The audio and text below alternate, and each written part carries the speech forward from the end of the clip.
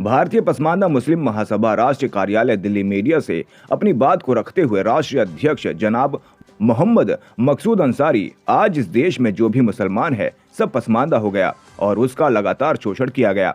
सभी सेकुलर पार्टियों ने 70 साल से जो मुसलमान का वोट लेते रहे और उनके हक न हुकूक की कोई बात नहीं की, जो उनको कोई पद नहीं दिया, न उनके समाज के लोगों को आगे बढ़ाया, न उनकी भागीदारी दी गई, न हिस्सेदारी दी गई।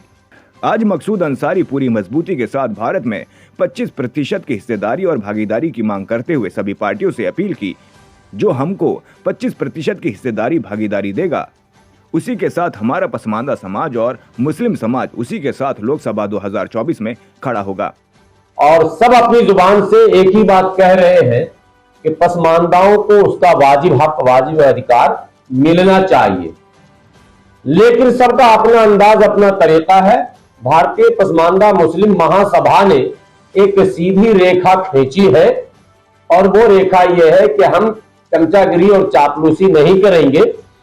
हम सीधी सी बात पॉलिटिकल पार्टियों के बीच रखकर अपनी तैयारी करेंगे और वो बात लगातार रखी जा रही है, चिट्ठी के माध्यम से, पत्री के माध्यम से और पत्रकार वार्ता के माध्यम से, कि जो नारे मुस्तकिल तौर पर पहले लगाए जा चुके हैं, जिसकी जितनी संख्या भारी उसकी उतनी हिस्सेदारी, उसी को आधार मानकर, और बिहार में जब जातिगत जनगणना सार्वजनिक हो गया तो तकरीबन ये बातें पूरी तरह से साफ हो चुकी है कि मुस्लिम हो या नॉन मुस्लिम हो, इसमें आबादी किनकी कितनी है। तो अब पॉलिटिकल पार्टियों का यह कर्तव्य बनता है कि वो आबादी के अनुपात में सबके हिस्सेदारी को तय कर दे। भारतीय पसमानदा मुस्लिम महासभा इसी मांग को लेकर काम कर रही है कि जो पॉलिटिकल शेयर है वो हमारा जो वाजिब है, जिसकी जो आबादी है, राजनीतिक पार्टियां उस आबादी की तरफ तवज्जो दें। अगर उस पर किसी और को थोपने की जो परंपरा इनकी पुरानी रही है वो अगर कोशिश करेंगे तो हमारे लिए विकल्प खुला हुआ रहेगा। हम किसी एक दल को केवल हराने या जिताने का लक्ष्य लेकर काम नहीं करेंगे, बल्कि हम अपने समाज को जिताने के लिए, अपने समाज को मुख्यधारा से जोड़ने के लिए, अपने समाज को अधिकार दिलाने के लिए हमें जो बेहतर होगा और जो दल हमारी तरफ आएगा हम उसके साथ हो लेंगे। ये एकदम स्पष्ट शब्द है। सारी बातें भारतीय पसमानदा मुस्लिम महासभा के राष्ट्रीय अध्यक्ष आली जनाब मकसूद अंसारी साहब अपने जुबान से आपके दरमियान रखेंगे और इसको ज्यादा से ज्यादा आप लोग दूसरों तक पहुंचाएंगे, ये मेरी विनती और गुजारिश है। जो पॉलिसियां हैं जिन पर लगातार ये काम कर रहे हैं, उत्तर प्रदेश में, बिहार में, दिल्ली में, तमाम जगह जो लगातार घूम रहे हैं, इस महीने में ये दूसरा सफर है हमारा राष्ट्रीय अध्यक्ष का हमारे, और मुस्तकिल मुलाकातों का सिलसिला है आवामी सतह पर भी और पॉलिटिकल पार्टियों से भी, और केवल बातें यही हो रही है हिस्सेदारी की। बाकी तमाम जो मामले हैं वो तफसील से आली जनाब मकसूद अंसारी साहब, राष्ट्रीय अध्यक्ष भारतीय पसमानदा मुस्लिम महासभा, आपके बीच रखेंगे।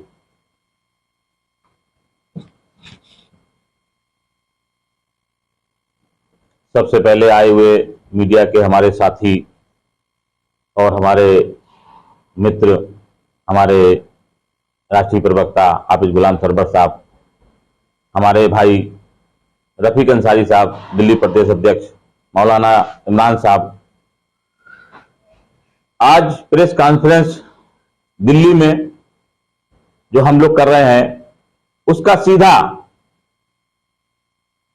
रास्ता भागीदारी और हिस्सेदारी। अगली बार भी मैंने प्रेस कॉन्फ्रेंस की, 70 साल से जिस समाज को छला गया, आज तक उनको हिस्सेदारी और भागीदारी नहीं दी गई।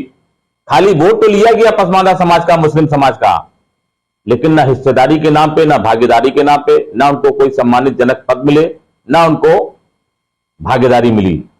तो मेरी सीधी लड़ाई है, मैं हराने जिताने के लिए काम नहीं कर रहा हूं, अपने बच्चों के मुस्तकबिल को बनाने के लिए काम कर रहा हूं।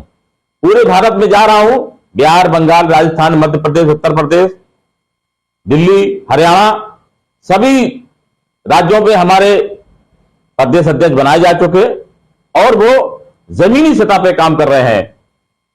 जिस तरीके से 2024 का लोकसभा का चुनाव आ रहा है। मेंबर ऑफ पार्लियामेंट में हमारे लोगों की बहुत कमी है। हमारे खिलाफ कानून बनते हैं, हम लोग चुपचाप सहते रहते हैं। आखिर कब तक होगा ये सीधी लड़ाई? हमारे लोग जब मेंबर ऑफ पार्लियामेंट में होंगे तो हमारे खिलाफ कोई कानून नहीं बना पाएगा। हमें राज्यसभा में भी अपने लोगों को पहुंचाना है, लोकसभा में भी अपने लोगों को पहुंचाना है। इसीलिए भारतीय पसमानदा मुस्लिम महासभा यानी तमाम पूरे भारत का, यानी भारतीय माने पूरा भारत, पसमानदा माने तमाम पिछड़े मुसलमान, तमाम पिछड़े दलित, तमाम पिछड़े ओबीसी मेरे भाइयों से अपील कर रहा हूं, आपका ये भाई, कि पूरे भारत के सभी पिछड़े लोग एक होकर के अपनी हक और आवाज को बुलंद करें और हिस्सेदारी को ले लें। कुछ मानववादी लोग आपके हक को दबा करके बैठे हुए हैं, आपके हक की मारने की कोशिश कर रहे हैं। मैं बस यही अपील करना चाहता हूं आप लोगों से, सभी लोगों से, जितने भी उत्तर प्रदेश नहीं पूरे भारत में जो पार्टियां चल रही हैं, चाहे इंडिया हो चाहे एनडीए हो, एनडीए चल रहा है, इंडिया नया गठबंधन बनाया गया। भाई जब इंडिया बनाया गया, इंडिया में मुझे यह बताओ कि मुस्लिम चेहरे भी बता दो, पसमानदा के नाम का कोई चेहरा बताओ। खाली मुस्लिम वोट लेना चाहते हो, उसके बाद कोई पसमानदा का चेहरा नहीं, कोई मुस्लिम मजबूत चेहरा नहीं आपके पास। और कम से कम हमारा इस देश में 30 करोड़ मुसलमान इस देश में रहता है, जिन्होंने देश की आजादी के लिए सबसे ज्यादा कुर्बानियां दी। आज भी उसका सबूत है। दिल्ली के इंडिया गेट पे 95,000 लोगों के नाम लिखे हैं, जिसमें 61,300 आदमी के मुस्लिम समाज के, पसमानदा समाज के लोगों के नाम लिखे हैं। ये इतिहास कैसे भूलोगे भाई?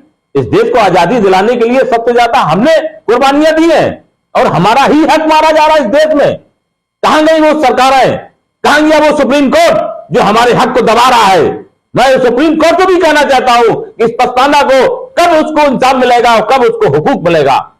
इस देश की सरकारों से भी मैं कहना चाहता हूं, अब ये लड़ाई आर पार की होगी, अब यहां समझौता नहीं होगा, बर्दाश्त नहीं होगा। इसलिए भारतीय पसमानदा मुस्लिम पूरे देश में काम कर रहा है, हक हुकूक की लड़ाई लड़ रहा है। मैं दोनों सरकारों से कहना चाहता हूं, चाहे इंडिया हो चाहे एनडीए हो, मुझे कोई हराने जिताने के लिए मैं किसी दिल्ली में नहीं आया हूं, अपने बच्चों के मुस्तकबिल को बनाने के लिए मैं दिल्ली आया हूं। चाहे वो इंडिया का गठबंधन हो, चाहे माननीय नरेंद्र मोदी जी हो। अगर मुख्य धारा में जोड़ने की बात करते हैं पसमानदा समाज की, तो हमारी मुख्य धारा में बहुत सी चीजें आती है।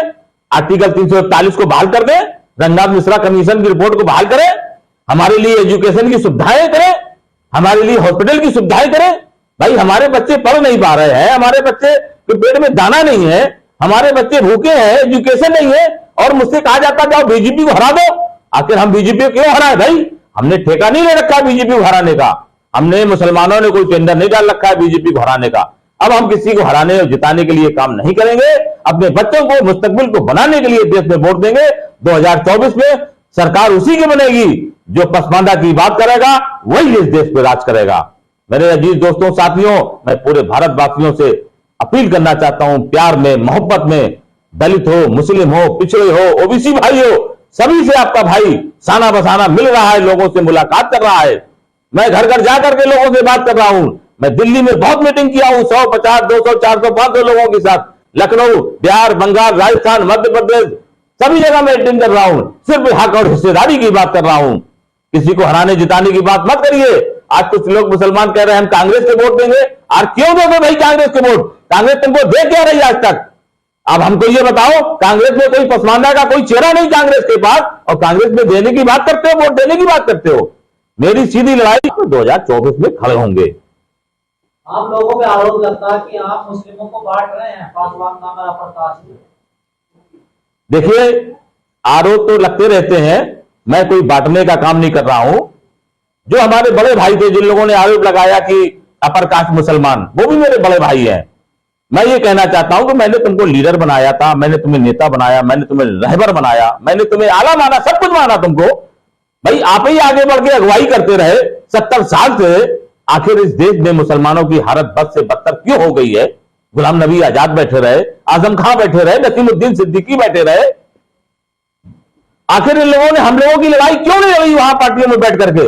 सिर्फ अपना पेट भरा, अपनी बिल्डिंगें बनाई, अपने फार्म हाउस बनाए, अपनी बड़ी बड़ी जायदादा बनाई, यहां से लेकर विदेश तक। पसमानदा आज भी धक्के खाता फिर रहा है। उनके लिए ना कॉलेज बना पाए, ना स्कूल बना पाए, ना हॉस्पिटल की सुविधाएं कर पाए। तो कोई ना कोई तो खड़ा होगा अल्लाह का बंदा करके लड़ाई लड़ने के लिए। तो आज पसमानदा समाज से आपका भाई मकसूद अंसारी निकल के आया है।